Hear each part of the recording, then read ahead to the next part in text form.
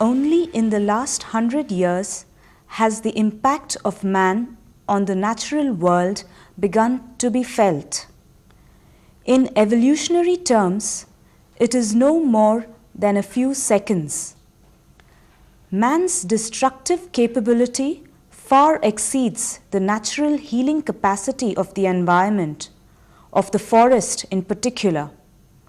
Population growth, increased urbanization, industrialization, and consumption are leading to the depletion of forests. Why should it be so? You need more and more things. And unfortunately, affluence has become synonymous with development in our present day society. An individual or a society which has more and more consumer things is regarded as a developed society. So we are after getting more and more things. And after all, from where all these things comes? All these things come from nature. It is not fire, nor timber felling, nor even clearance for farming which constitute the gravest threat to forests. This is manifest in their attitude towards the rights of the forest dwellers. It is the faulty forest practices, remnant of the colonial past, and indifference of people who manage and control forests, and much are responsible for the destruction of forests. Mostly the people say, oh, the deforestation is on account of the poor people because they are burning the forests in order to grow food, or they are cutting the trees in order to get firewood. But the World Rainforest Movement has in its study found that the main causes of deforestation are: the first cause is plantation, both for industrial forestry and for export crops. The natural forest, the forests which were there as a society, have vanished, and we have converted these forests into plantations. We have planted tree and plant species which can bring us more money and which can give us more raw material to the industries. As you say, in Himalaya there are very few natural forests, and all the forests have been converted into cheed pine forests mostly. Similarly, you go in south, most of the forests converted into teak plantations, and now in many parts of our country into eucalyptus plantations.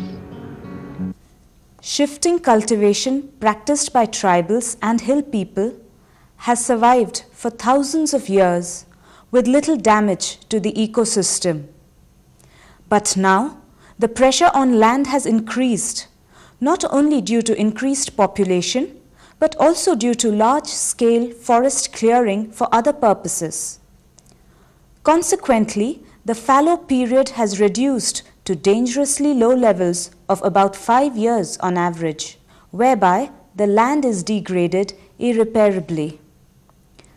Increasing fuel wood, fodder, and grazing needs are causing destruction of the already depleted forest. The fodder availability in India, for example, from agricultural lands and grasslands, is only 50% of the demand. The world situation is not much different either. Today, we are building so many large dams. In our country, we have 15,000 large dams, and that is still going on. And under these dams, vast forest areas are being submerged. And you know, once a forest is gone, it cannot regenerate. And all over the world, many forests have been the victim of this. The industrial use of forest produce, notably timber, has been expanding very rapidly. Some of the industrial uses of major forest produce are pulp and pulp products, which include paper, newsprint, rayon, boards; timber products like panels including plywood, safety matches; Cork products, for example, stopper, sheets and discs, furniture, textile, tobacco curing, packaging, shipbuilding, railway coaches and sleepers, and construction. Some details help us understand the gravity of the situation. Paper industries use 2% of wood and 51% of bamboo consumption in India, and even then demands are not fulfilled. For curing of tobacco, an enormous amount of wood is consumed. 1.2 million hectares of forest, equivalent to 12% of felled trees, are used annually for this purpose. Packaging industry requires 500,000 meter cubed of wood presently, and it is likely to go up to 1.2 millimeter cubes in the next 20 years. The magnitude of deforestation can be best understood by the example of apples. 10 hectares of forest is needed for packing apples grown over 1 hectare. All this is in addition to the need of the local rural population for agricultural implements, bullock carts, boats, toys, and houses. Most of the mining activity is carried out in forested regions. The total land affected is much larger than the total lease area. Reclamation measures are not followed in many cases, and the barren land is abandoned after mining. Then the dispossession of peasants and indigenous people and colonization schemes. And lastly, pollution. Have you heard about pollution? How pollution is eating up of our forests, especially in Europe. The so-called developed countries, their forests are threatened with acid rains, and 60% forests of Alps are vanishing due to acid rains. Then lastly, tourism. Everywhere, the motorable roads, vehicles, and other infrastructural development precede the onslaught of the tourist. Mountains and forests are the worst sufferers in the process. Non-biodegradable junk accumulates, rivers and streams get polluted, fragile ecosystems are disturbed by tourists. Most of the people say, oh, tourism is a soft industry, but tourism is very disastrous to the forest, and if you want to see this, you should go to Nepal. Thus, the causes of destruction and degradation of forests are many. The list is not and cannot really be exhaustive. The causes are interdependent, and many of them originate in faulty forestry practices and wrong developmental priorities.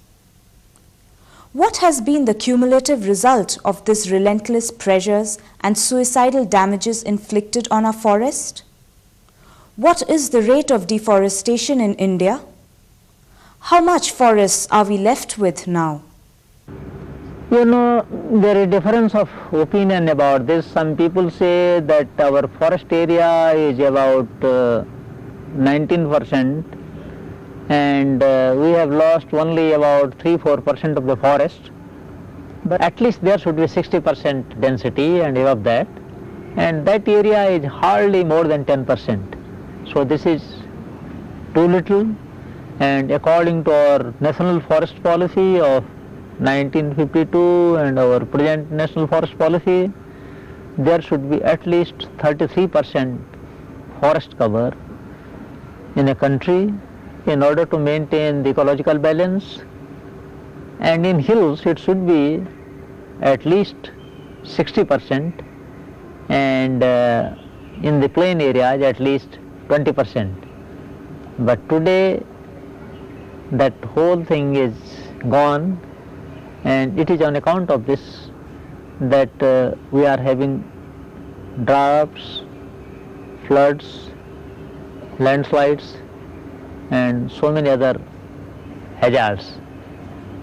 So today we have lost a lot of our forest area, and the formula is very simple. if a person loses more than 2/3 of its skin, so he cannot survive. Similarly, if the earth loses 2/3 of its forest cover, it cannot hold us. Against the requirement of 33% of land area for forest cover, we are left with only 14.1%. What is alarming about the figures is the rate of loss or degradation of our forests.